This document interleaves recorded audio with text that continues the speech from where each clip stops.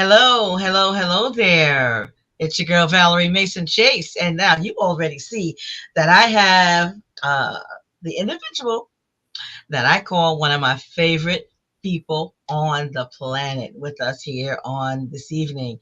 And before I ask her to introduce herself, I just want to talk a little bit about what our subject is this evening.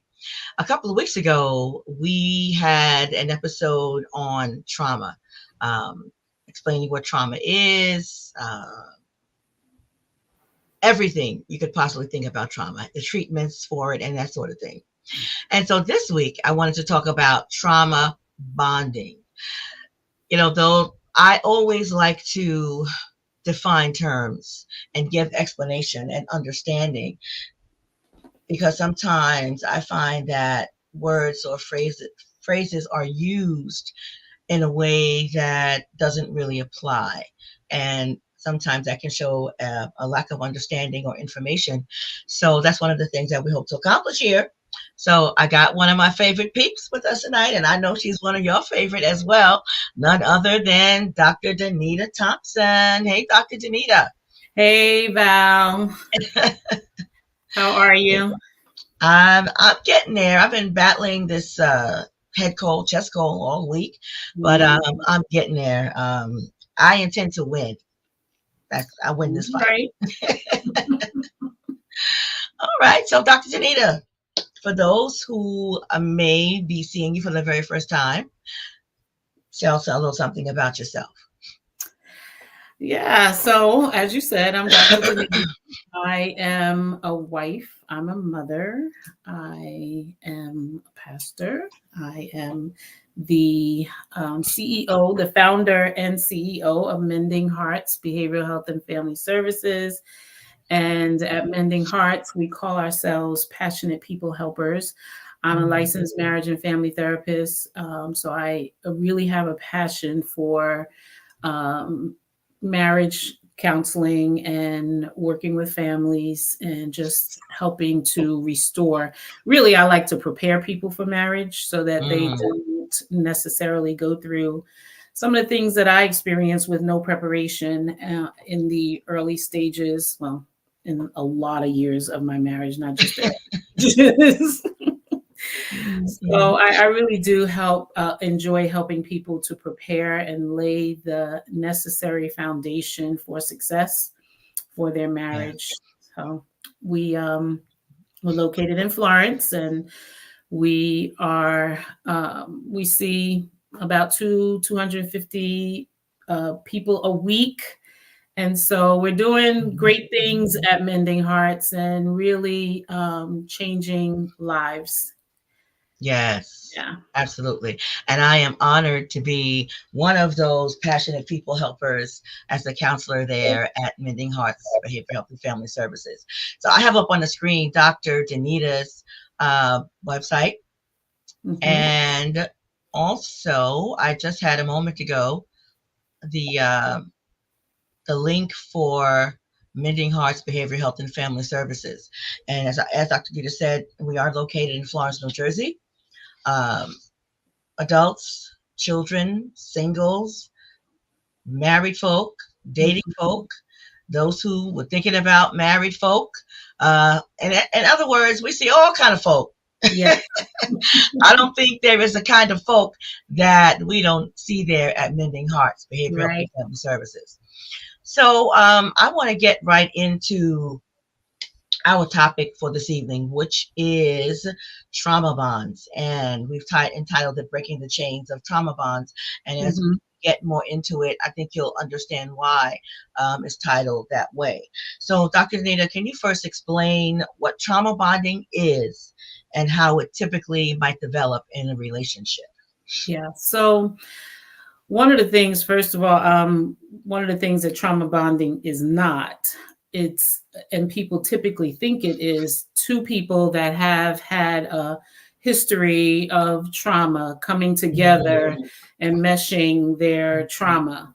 That's not what trauma bonding is. It's actually what we would consider a dysfunctional attachment, where a strong bond develops between an abuser and their victim. And it's like characterized by these ongoing cycles of abuse, manipulation. It could Mhm. be emotional abuse, physical abuse, verbal abuse, economic abuse, withholding, funds that are needed to be able to, Mhm. to live. And so it's these cycles of abuse and manipulation. And then there's this intermittent reinforcement of kindness and then Mm. punishment, and then kindness and then punishment. And it ends up creating this really powerful emotional bond.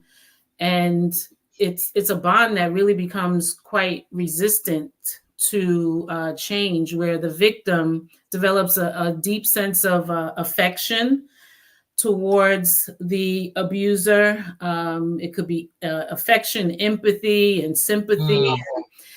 And it gets to the place where they can dread uh, thinking about the abuser coming home, but then also having this loving, empathic understanding towards them, where they want to be in their presence. And so there's Mhm. a constant, back and forth in their emotions of, I love being with this person, but oh my gosh, they make me feel. Yeah. And Yeah. I'm so glad that you began with stating what trauma bonding is not, because I think that what you said that it is not is the idea that a lot of people have when they say, oh, Hmm. we're Yeah. trauma bonded. I experienced trauma, excuse me, and you experienced trauma, and now we are Mhm. in this relationship. But really, what it is, it's an abusive relationship. Yes. Yes. Yeah. Hmm. Okay. And trauma bonding, it actually, people say, well, if somebody's treating you that bad, why don't you just get up and Just leave? leave. But Mm. trauma bonding really gets hardwired in the nervous system, Mm. because in the beginning, the beginning stages of it aren't so bad. It's Hmm. characterized, the beginning is characterized as what they call love bombing. Love And bombing. so Yeah. you get all this excessive love and affection and gifts and lots of words and a lot of communication. And so that kind of, it gets your heart, but it Hmm. also begins to have you release a lot of dopamine. So, when you're Mm. being loved and good sex and all of that, it Hmm. Hmm. releases the dopamine, and that gets kind of it impacts your nervous system. So when you Yeah. have all those happy hormones going on, it kind of seals into your nervous system, and trauma bonding can get hardwired into the Yeah. nervous. Wow. And that's why, even though someone may be on the outside looking in and say, "Oh my God, how Hmm. can he be with her? How can she be with them? Why don't," and like you said, "Why don't just get up and leave?" Yeah. That explains why. It's Hmm. not just as simple of, okay, I'm going to pack my bags and I'm out of here. Right. As you indicated, it's so hardwired. It's really difficult to do that. because the person would not have the ego strength or the wherewithal Right. to even make that decision, Yeah. because that would require them removing themselves from this individual, even though they may experience that push-pull relationship with them. Yeah. Absolutely. Hmm. So, Yeah. hey, Pastor Arnell, that's Dr. Danita's husband, man, Hey, y'all. thanks for Thank you. joining. Yes, thank you for joining. And anyone that's here, show some love for Dr. Danita. Let's give her a shout out. And also, um, if you have any questions about trauma bonding, or if you think that either you have experienced or are experiencing a trauma bonded relationship, put something in the chat. Maybe you want to share something, even if it's a question that you may have for Dr. Danita. So, Dr. Danita, what might be some of the common signs and symptoms that someone is in a trauma bonded relationship? Yeah. So some of the things that may come up with a person, the victim, is willing to overlook Mm, the abuse in order to experience that love bombing. mm-hmm, So, mm-hmm, mm-hmm. they'll get through the abuse so that they can get the reward of of the love bombing. Sometimes they cover up or minimize the abuse by making excuses for the abuser's behaviors. They'll lie to others about being abused. And no matter what, they can barely fathom leaving the relationship. The Yeah. thought just, kind of, yeah, they can't process the thought of ending the relationship. Mm-hmm. Um, they may adopt as the perceptions about the abuser. Their perceptions about the relationship will obviously they'll be skewed. Mm-hmm. Mm-hmm. And then they take on the abuser's thoughts about what's going on, and so they start to slide down that slippery slope of seeing the wrong in it and start to take on the abusers, whatever the abuser is telling them about the relationship. They'll start to, believe that. Mm-hmm. Becoming really hyper focused on the abuser's wants and needs and beginning to neglect their own. Um, Maybe developing this overly expressed sense of gratitude for even the smallest things or that the abuser does. Any act of kindness becomes grand Mm. to the person. Pretty much those are appeasing the abuser during Yeah. in ways to try to minimize the conflict, Mm-hmm. Mm-hmm. accepting, accepting and agreeing to to the point of view of accepting gaslighting and questioning themselves about well, maybe this really is who I am, or maybe this is really what I did. Mm. Yeah. Yeah. So one of the things you said is that the individual who's being abused will start to listen to and believe what the abuser is telling them about the relationship. Mm-hmm. And I would imagine that they also start to believe what the abuser is telling them about themselves, Yes. and seeing themselves through the Mm-hmm. eyes of the abuser rather than Mm-hmm. who they really are. Right. Yep. Wow. That's yeah, for sure. And typically someone who is a victim of trauma bonding already has come into the relationship with low self-esteem, with Mm. maybe insecure attachment style. Mm-hmm, mm-hmm, And mm-hmm. so they're very easily will fall prey to to the trauma bonding. Yeah. And you mentioned attachment, and that was one of the questions that I had, and that is, how do different attachment styles influence the likelihood of someone becoming a part of a trauma bonded relationship? Yeah.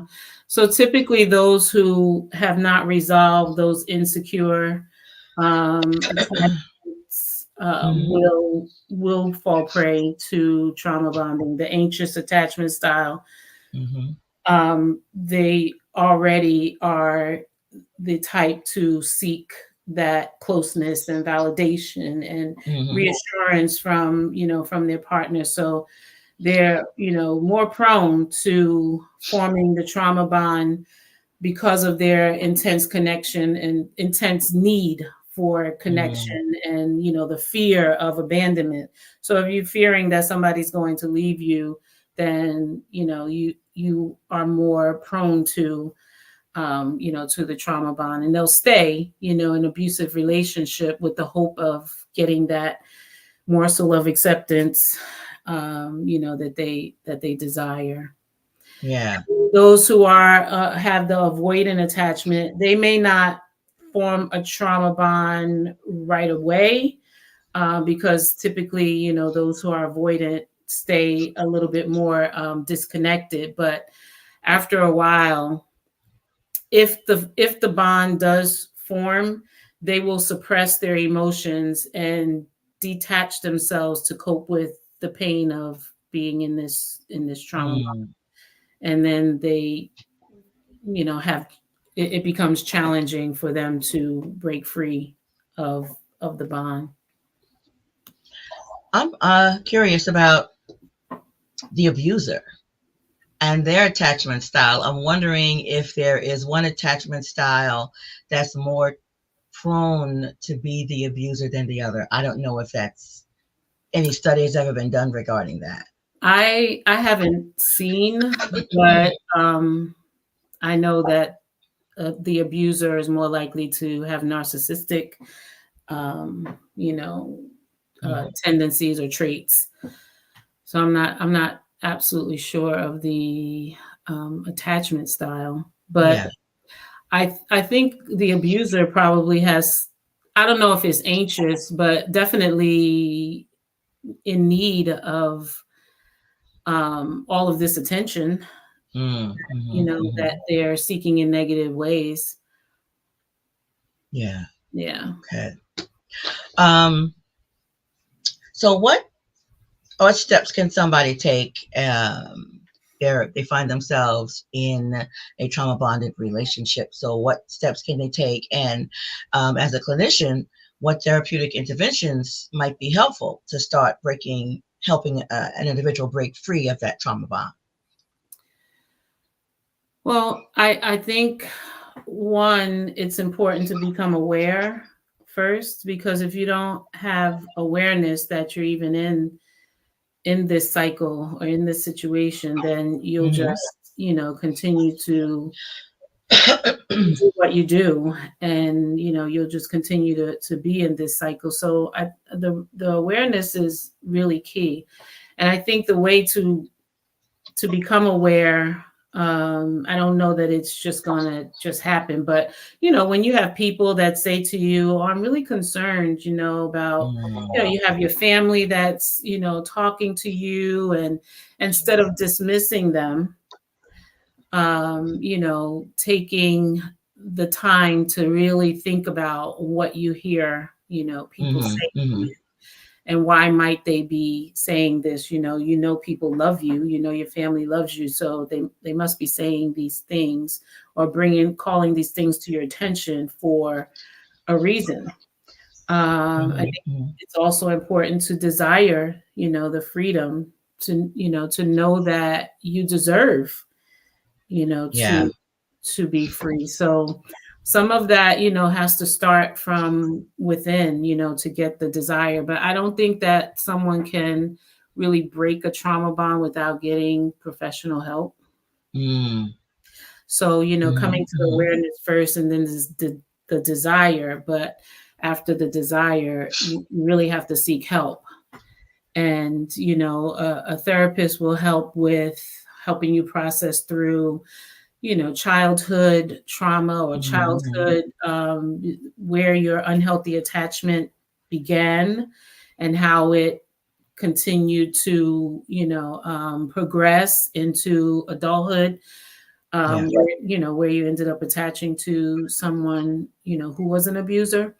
The therapist will also, help you begin to establish some boundaries, some safety plans will be, developed, and Mm-hmm. maybe do not maybe, but do some of your own individual trauma work so that Mm-hmm. Mm-hmm. you can either reprocess, and come out of the trauma that you experience with a different mindset, so that you can really begin to see, that what you're in is not working, Yeah. and that you, really do deserve to, live in freedom and not the bondage of, of this, relationship. Yeah. The counselor would do some self-esteem work with the, victim, but Mm-hmm. also, not every relationship is that easy to just jump out of, so, marriage counseling could be a good option as well, if, both parties are willing to, Mm-hmm. to do some work. Of course, it would mean that both parties would have to be willing, Yeah. but yeah. But once the victim begins working on themselves, Mm-hmm. they have more of an opportunity, if the marriage is important to the abuser, they have more of an opportunity to get the abuser to come to counseling, because they'll start making, what do you call it? They'll not demands, but they'll start making stipulations that, we're Mm-hmm. not going to continue, and this is going to be my boundary, until you, make a decision that you're going to, work on this, and that we're going to get, Yeah. better. Um, one thing I'm wondering about in the situation where the abused individual comes to counseling and starts to uh, get stronger emotionally and begins to make those stipulations and start to set boundaries. If they are in a physically abusive relationship, I'm wondering how that might impact the abuser in terms of escalating the abuse. I'm wondering if Hmm. there's a possibility for something like that to happen. Well, I think anytime someone in a relationship, one partner is working on themselves and Mm-hmm. healing and growing, the other partner struggles, on the onset with the Yeah. change. They struggle Mm-hmm. with, not being able to get the results that they used to get. And so I'm thinking, if that is the case and they're not getting the results they used to get by doing one little thing, Mm-hmm. then they may increase in order to get, the results that they were, once getting, because I believe they're addicted to the responses that, Mm. that they get, and addicted person will always go to the next level and, shoot up more to get, Yeah. the high that they got in the past. Yeah. Mm. Okay. There was something else I was just thinking about.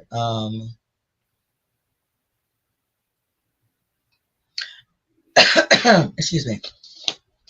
I'm wondering, and this, I know this wasn't a question that we talked about, but in your experience, when you have had couples, because I know that you counsel couples and you've done a lot of couples, I'm wondering if you've had an experience where a couple came in for one thing, with no mention of any type of abuse or anything, but it was uncovered in the course of counseling the couple, and you came to the conclusion that this is a trauma bond going on. Um, if you have experienced that, uh, talk to me about that. How what was that like for you as a therapist? I don't know that I can, remember specifically a case. I may have had a case, but not that I remember specifically, but couples Mhm. come all the time, often, One I should thing. say, one thing, and then it turns out to be something else that we uncover all the time. Because, for one thing, people may not always know that they're being traumatized. Yes. It was what I experienced as a kid, what I experienced as a Mm, teenager. So this is my way of life. So yeah. they don't always know that, they don't even know to label it as trauma because it was the Mm, only thing that they ever knew. So and people don't typically come with the awareness that their childhood story impacts, or oh, maybe they don't know how much their childhood story yeah. impacts their ability to do adulthood well and do Mm, relationships well.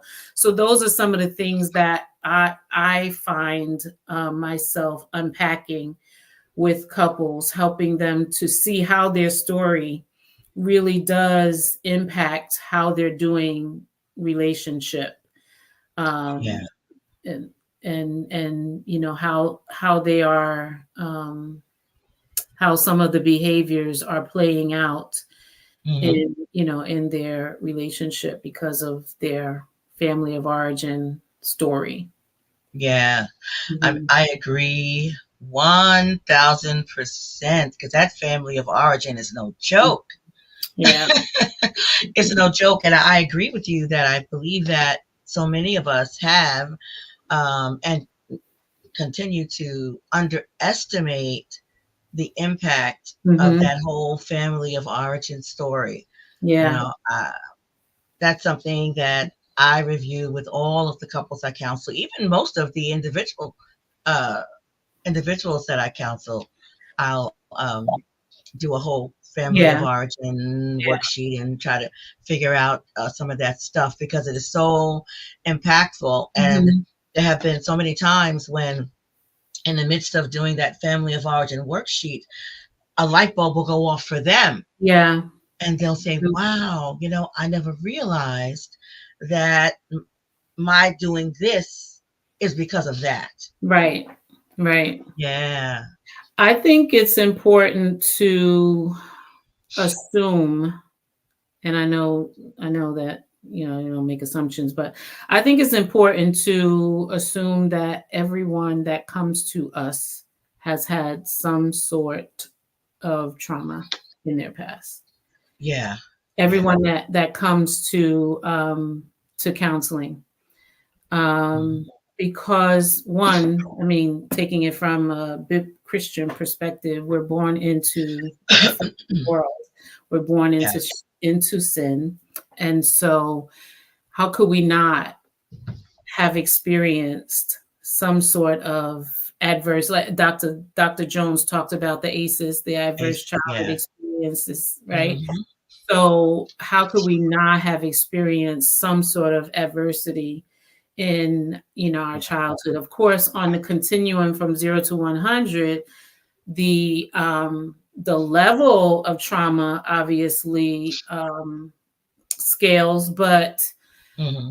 all of us could really benefit from some sort of look into our past to be healed of some sort of trauma. And one person's trauma is not the next person's trauma. We could have Right. experienced the same thing. We could have grown up in the same home, but my capacity, my psychological fortitude, um, Mm. to handle what I experienced may not be what my siblings' ability was. So, you can't say, well, you grew up in the same house. Like, why are you acting like that? And she's okay. And because everybody doesn't have the same level of emotional fortitude or capacity. So, Yeah.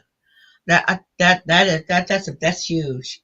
And I think sometimes siblings need to keep that in mind yeah. when they are looking at the behaviors of some of their siblings and say, oh, well, we had the same mother, same father. I think that's very important what you just said, because there could be the assumption that, okay, well, I'm okay. Why are not you? Right. Why are you not okay? Mhm.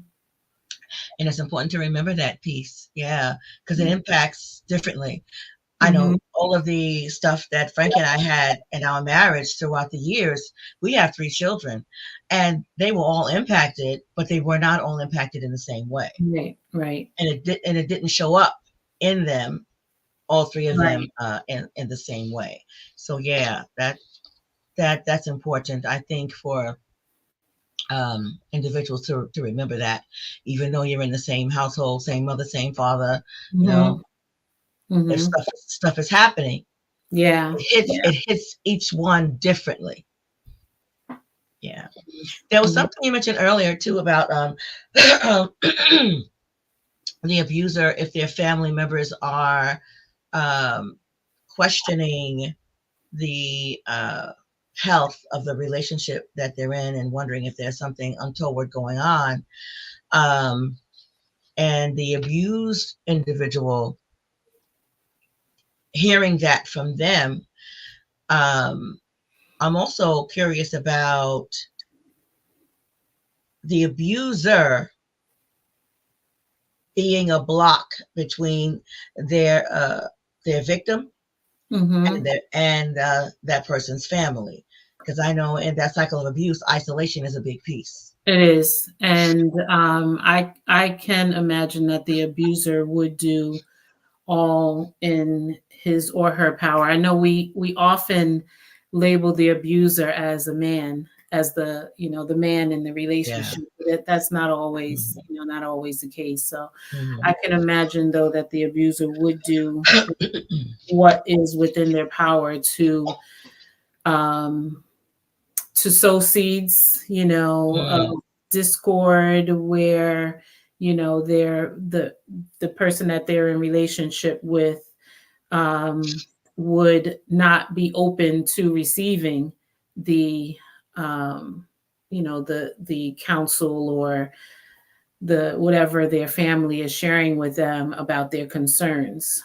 I'm Mhm. sure Mhm. that the abuser would block that in whatever way that they were able to do it. And yeah, Yeah. part of that part of that cycle in the love bombing is, yes, the isolation, but it's not in the form of where the victim would see it as isolation. It would be more like, Mm. I just love you so much, I want you all to To myself kind of myself. thing. Yeah. Yeah. Yeah. Yeah. Okay. Yeah, that makes sense. Yeah. So I also want to ask about, let's say someone was in a trauma bonded relationship. Um, how might that impact future relationships? Because a lot of times there are certain patterns, and an Mhm. individual may not even realize that it's a pattern. Yeah. Well, yes, there are patterns that it already is a pattern, because someone in Mhm. a trauma bonded relationship, the pattern started in childhood. So, Mm. they were in an unhealthy relationship with their Mhm. parents. Mhm. Mhm. And that relationship damaged their self-esteem. That relationship could have caused them to take on perfectionism. That relationship could Mm. have, caused them to, be fearful. And Mhm. so Mhm. it had already started in, Mm. from childhood, and Yeah. just, continued into, into adulthood. Poor boundaries and, just abuse or neglect in childhood. And so that's how they ended up attaching themselves to a person that is the abuser. But if Yes. if they don't get help, it's just going to be a cycle of Yeah. um, yeah, of trauma bonding. And then when we think about this generationally, what our kids see, and experience, then it's not Yes. going to Yeah. just be us. It's going to be our offspring who Mm. will end up experiencing, the the same thing. Yeah. Yeah. Yeah, And the cycle that, does keep that's broken. sad. Yeah. It's sad, but it's true. Yeah. And I think sometimes, as parents, I could just speak for myself as a parent. Sometimes some of that stuff was realized in retrospect Yeah. after all of it had already happened, and then years later, and then I'm wondering, oh my God, how have I damaged my child? How severely have I damaged my child? How long are they going to need to be in therapy? Yeah. Yeah. Yeah, Mhm. yeah, it's something to think about, and I think that's why, and I know you are an advocate for people getting counseling Early. Yes. Yeah. early on, before you get Mhm. engaged, before you get married, before you become a parent, all of that, Yeah. because Deal with your stuff.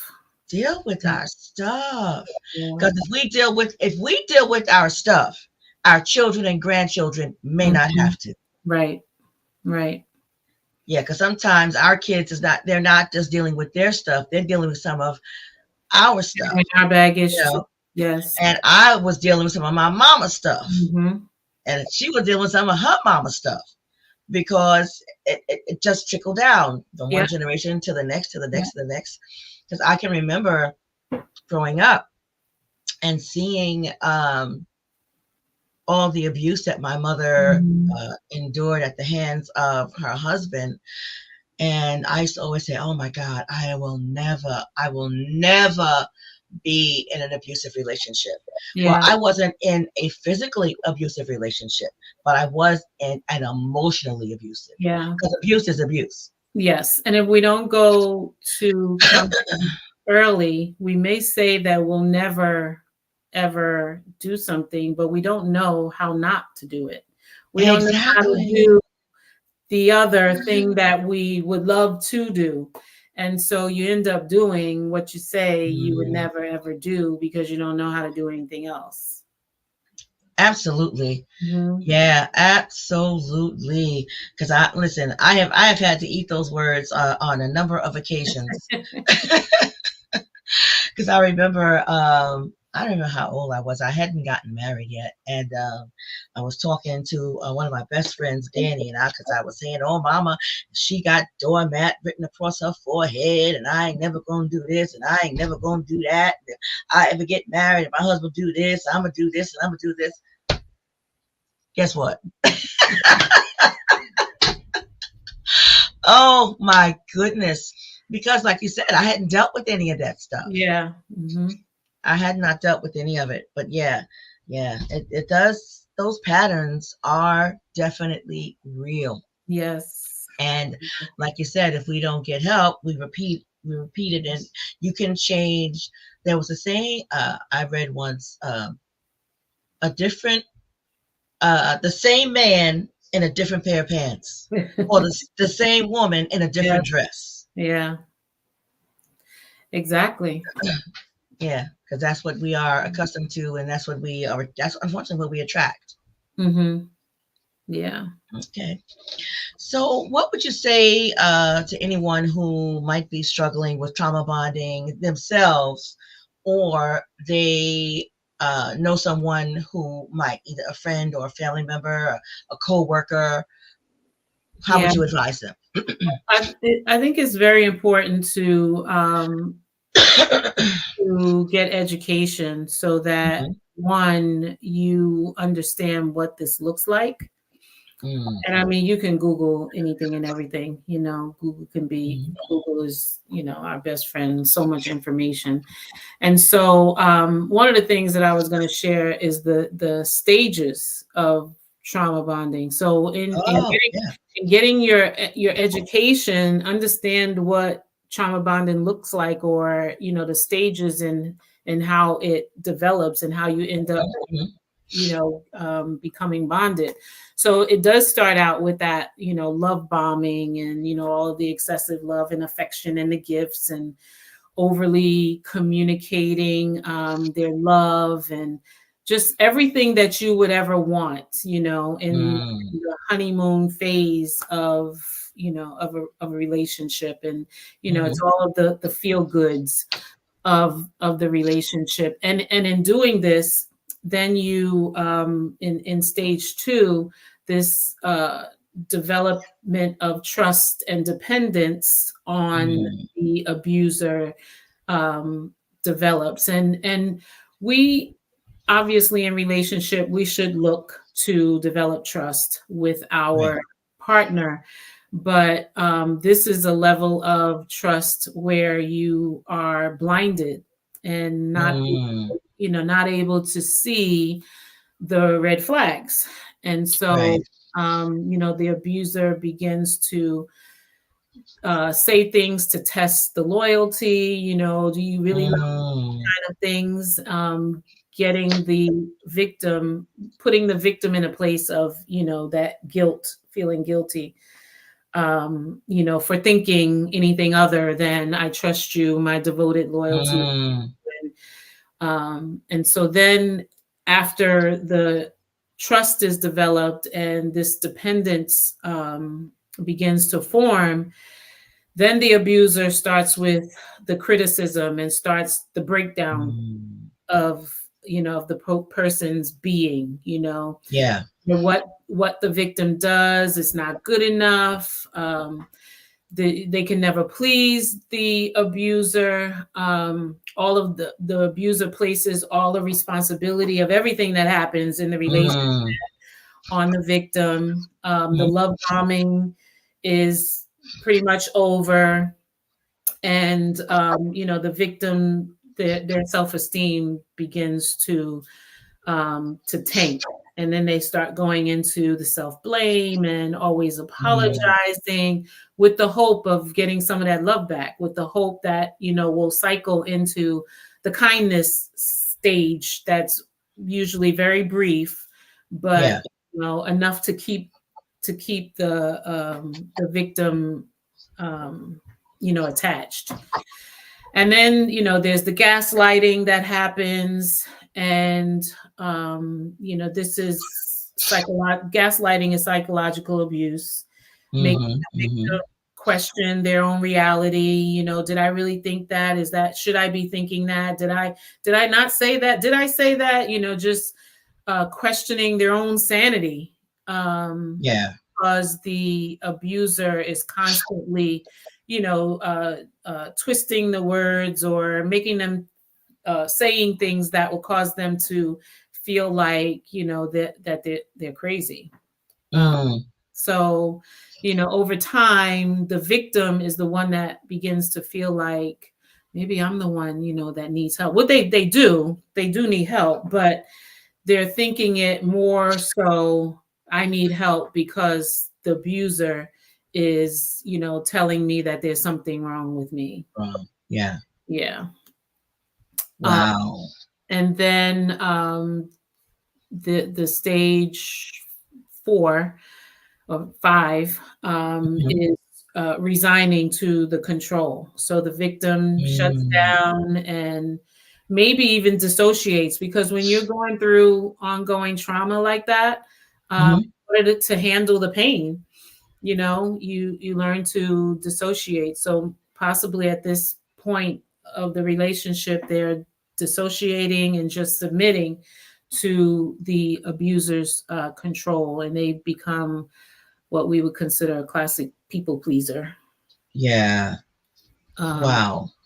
and then number 6 is the loss of self. No boundaries, no meaningful connections. And here's where, it starts to impact other relationships. So, Mhm. their inability to, really connect with other people in their life. And this is where the increased isolation happens, and Mhm.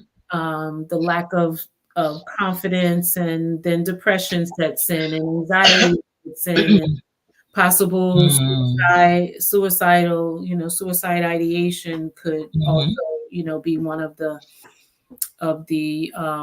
things that they experience at this point.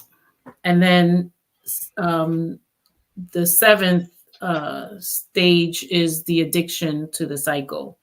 Mm. So there's this, need for a desperate need for safety and for secure attachment. And so the victim will spend all their time in trying to do whatever they can do to get the good part. Um, Yeah. yeah, to get the feel good and the positive reinforcement, and they'll Hmm. accept crumbs, just to be able to experience some sort of kindness. And Something. so, yeah. And so, being educated and, being able to recognize that I'm someplace in these stages, I'm experiencing, Hmm. Hmm. um, some of these uh, uh, behaviors in my relationship. So Yeah. that's really, really Wow. to educate yourself. Yes. And I think that first stage is crucial, that love bombing, because we can Hmm. get caught up in that. And I think especially we as women more so than men. Yeah. I mean, that might be a Hmm. sexist statement, but that's what I believe to be Hmm. true. Because Hmm. we are, you're looking for this Prince Charming. He's swiping you off, sweeping you off your feet, and he's doing all this and all that. And not saying that every guy who shows up in your life and who is kind and loving and considerate is Right. engaging in love bombing specifically. Right. But I think if I I would question that so early on in the relationship, maybe. Yeah. So in love bombing, yeah, I agree with you, because it takes time to get to know someone. So if Yeah. you're, saying you love someone and doing all these things, and in 3 weeks, or 6 weeks, or whatever, Yeah. then I definitely would question it as well. You're already talking about long term, forever, and Yeah. we barely know each other. Um, Yeah. mhm. And divorce court is one of my guilty pleasures. Okay. All right. Don't judge me, y'all. Don't judge me. And I cannot tell you how many times there's a couple on there where they met, and 2 months later, 3 months later, they done moved in. And Mhm. this woman has children, and she's bringing this man into her house. And she, Yeah. oh, he was everything I wanted. He was so kind. We had this connection. Well, you know, that's Yeah. physical. That's all it is. I That's mean, just it's like physical. when we watch those reality shows, Married at First Sight, and Ready to Love, and Mhm. all of those. I mean, they go head over heels, and literally they've known somebody for 2, 3 weeks, a Yeah, month, and I mean, I know it's TV, but still, to be able to make those definitive statements about how much you trust somebody I in know. 4 weeks is crazy to me. Yeah, Yeah. I absolutely agree. Yeah. But the love bombing shouldn't be confused with the honeymoon stage Of a of a relationship. relationship, Mm, hmm. in Hmm. early in a marriage, or in a relationship. It is a good feeling stage, Yeah, and it yeah. should be, um but relationships come with stages, and that stage, Mm, if you pass through it in a healthy way, you're able to get to, the next stage of your relationship, which is usually the yeah. why did I get married stage. Oh, what in the world was I thinking? Yeah, I know, right? Oh my goodness. But But even that stage is needed, because you got to come out of the clouds. You can't stay in the clouds right, forever. You can't think in the clouds. You can't make a rational decision in the clouds. So right. you got to come out of the clouds. So the stage is needed. It's a matter of how you enter in this stage and how you engage, with, Yeah. yeah.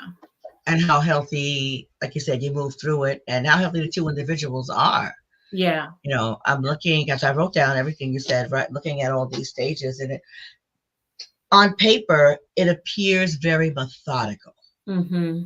And I'm wondering about that methodical piece with the abuser. Because I would imagine that, there might be some who are consciously aware this is what they're doing, and maybe some it's just who they are and they're not even aware. I don't think that it's always upfront and with intentionality that Mm-hmm. abusers are doing this. I think it could be a cycle of how they get their needs met, in Mm. unhealthy, clearly unhealthy, abusive ways. It could it could be from what they experience most often, in their own, Yeah. you know, childhood, and it's generationally being passed to them, those behaviors. Mm. Mhm. So I don't know that I Yeah. don't think it's always, intentional behavior. Mm-hmm. Mhm. Okay. Okay. Yeah. And that second stage where trust and dependence is developed, and what I would offer there is to look at the person's behavior and not just blindly trust. Yeah. And because in order to trust someone, well, we should trust those who are trustworthy. Yeah. And we can't go by what they say. We have to go by what they're doing and look at the behavior, because that will be the clearer indication as to whether or not someone is really trustworthy. Yeah.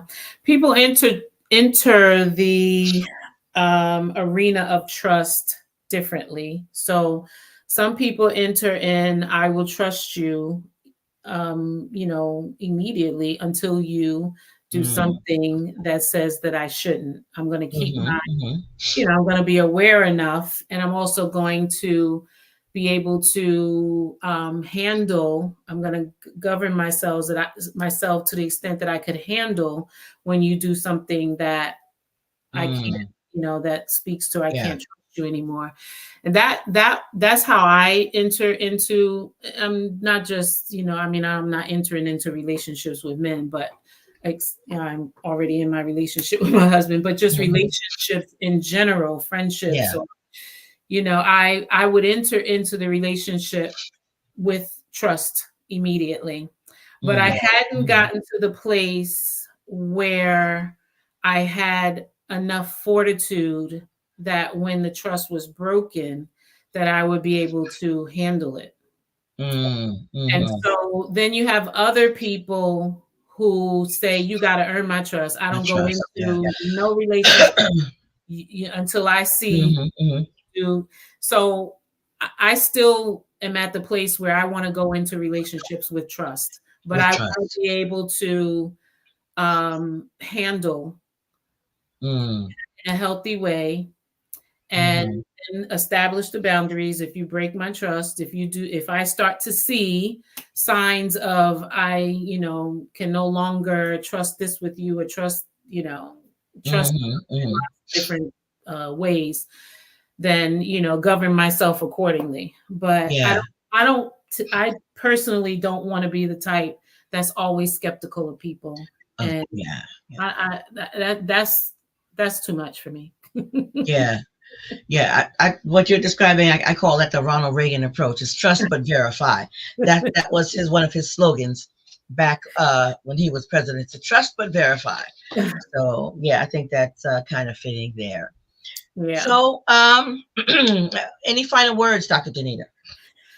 I think if you are, my heart goes out to anyone who is experiencing, this being in a trauma bonded relationship. If you're at the Mm-hmm. place in your relationship where you're saying, should I go or should I stay? Mm-hmm. Then you're at a place where you need to go and get help so somebody can help you work through what you are experiencing, Yes. because you're not going to be able to accurately process the cost benefits. You're not going to be able to do the cost benefit analysis, of should I go, should I stay. You're not going to be Mm-hmm. able to, process through weighing.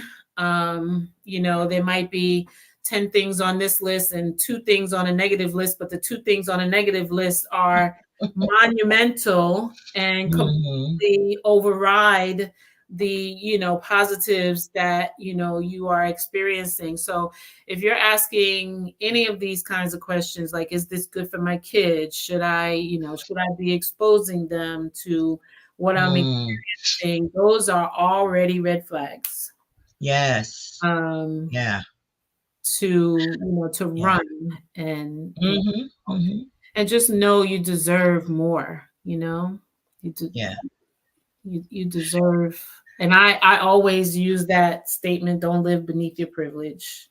Your privilege Mm. of healthy relationship, your privilege of freedom from the bondage, your privilege to have success in the next relationship. If you don't do the work, then you're not going to have success. You won't have success. Absolutely. And if you have to spend hour upon hour Mhm. talking yourself into staying in the relationship, then perhaps you ought not. Indeed. Yes. So, Yeah. Dr. Danita, as always, it's been a pleasure. I want to thank you, thank you, thank you. And those who are watching now or later, up on the screen is the website for Mending Hearts Behavioral Health and Family Services, located in Florence, New Jersey. So if you or someone that you know needs or desires counseling, by all means, come to Mending Hearts Behavioral Health and Family Services, where we are passionate people helpers. And there is a passionate people helper that would love to passionately help you. That's right. So that's the, and also Dr. Danita's Oh, thank you, website. Shawnee. Thanks for watching. That's my So I want to thank you all who are here now or later. And again, get help. We are advocates for counseling early on, early in your life, before We you get take engaged, children before as you get young as married. 4. Children as young as 4. I don't see children as young as 4, but somebody over there will see children younger than 4. Me, I'm grown folk. Okay. But there are extremely competent counselors who work very well with children. In fact, one of my clients who is seeking help for her children, I recommended that she seek out additional assistance there at Mending Hearts, and a couple of counselors I recommended. There are very competent counselors there who will be more than happy to assist Mhm. you with your young child. Because as a parent, we want to give our children the best possible chance to Yes. grow up healthy, not just physically, but also mentally, emotionally, and psychologically. Yeah. We care about their physical health. And those who are believers, we care about their spiritual health. But God cares about all of Oh who my we God. are, Mhm. the mental, the emotional, the psychological as well. So even if you have a young child, and you have any concerns, especially if if they've witnessed some stuff in Yeah. the household, whether it's been abuse, whether you and your partner have gone through a divorce, Mhm. because young children are impacted by that. Yeah. People say, Emotional kids are so abandonment. resilient. I think that oftentimes we think the abuse or divorce, but 2 parents could be in the home working every day, and True. the child could experience emotional abandonment because the parents are just too disconnected Mm, to yes. incorporate the child into the family or have healthy family time. So you could have Mm, very well-meaning, educated parents who still don't do well, true. That's very true. with their children. So, and we're not in the business of fixing children. We're in the business of children being able to be acclimated into a healthy system. So Mm, when we talk about system, that includes the mom and the dad. If both parents are there, it includes siblings. So we're not just fixing children, because these children have to go back to the system. that's right. So it's the whole family system. Yes. Yeah, and that's important. That's important because they may take the child for counseling, but mom and dad need to be a part of Yeah. that as well. Mm-hmm. Yeah. Okay, Dr. Danita, and thank you all. So next week it'll be the Cookie Man and I having a little chat. Sometimes my Cookie Man could be very interesting and entertaining. So we will be here next week. We won't be here for the week of Father's Day, but the last is it the last? Let me just check my calendar. What's the week after Father's Day? It's the The, 23rd. mhm. The 23rd, we are going to have someone coming on talking about gender dysphoria. This was a subject that this individual wanted to come on and talk about um, in light of their own personal experience. So I encourage you to come back for that. And the last broadcast before we take a break for the summer, that is going to be entitled Is Monogamy a Myth? Now, Mm. I know y'all know where I stand on that, but we're going to talk about it because there's some people who think that it is. Okay, so just join us in the future. And Ms. Shantice, thank you so much. And if you haven't already done so, I would appreciate if you would, what do you do on YouTube? Subscribe and hit the notification bell. So just so you know, your girl, Dr. Danita Thompson, she is a regular here on Marriage Beyond the Breach. We appreciate her. We love her. And we always look forward to having her on.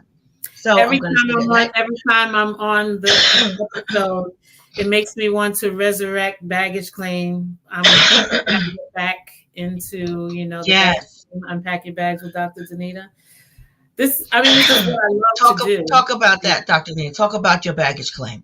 Yeah, so baggage claim is a podcast kind of. I had episodes typically, similar to what you're doing, Valerie, and we talk about all things mental health, relationship, and I had guests on the show as well. We all carry some sort of baggage, as I stated earlier. We're born into sin and born into, brokenness, born into families that are broken. So we all have something that we can unpack and not just born into, but just living in this world. As we go about our life, people are dropping things and we're picking up things. And so unpack your baggage claim, unpack your bags with Dr. Danita is just all things mental health and relationship. Yeah. Yes, and we are anxiously awaiting and looking forward to you resuming baggage claim, unpack your bags with Dr. Danita. And you can follow Dr. Danita is on Facebook and Instagram. Mm-hmm. Dr. Danita Thompson. And I do have a YouTube channel that we're going to get busy on again. Yeah. Yes. So definitely follow Dr. Danita as well on her social media platforms. So I will see you all next week. Have a great weekend. God bless you and good night. Good night.